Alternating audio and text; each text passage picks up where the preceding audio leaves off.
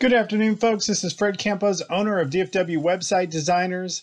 It is Thursday, April the 22nd, 2021, and this is episode number 177 of your 3 business tips at 3 o'clock in and around 3 minutes.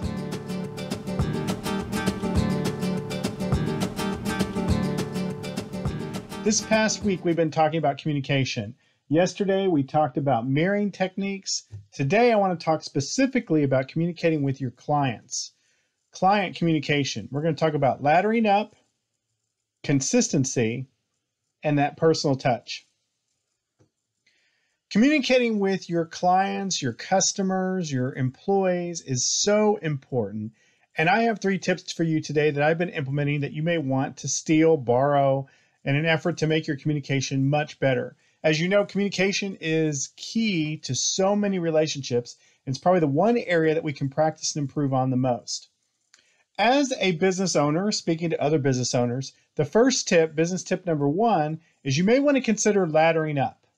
What I mean by this is if you would send them an email, you might send them a text. If you're going to send them a text, you might actually pick up the phone and call them.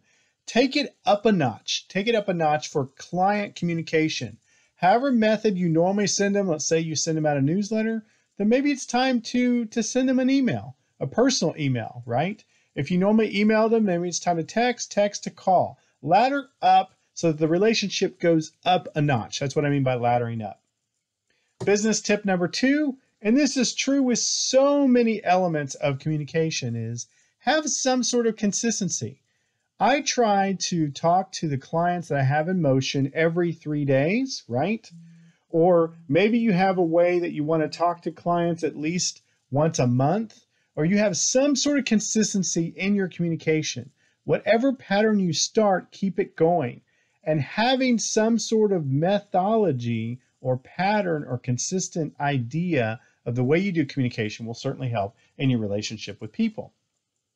Business tip number 3, and this kicks against the goad of what most people would say. Most people would say, hey, business people, you should never mix personal and business together. I disagree completely.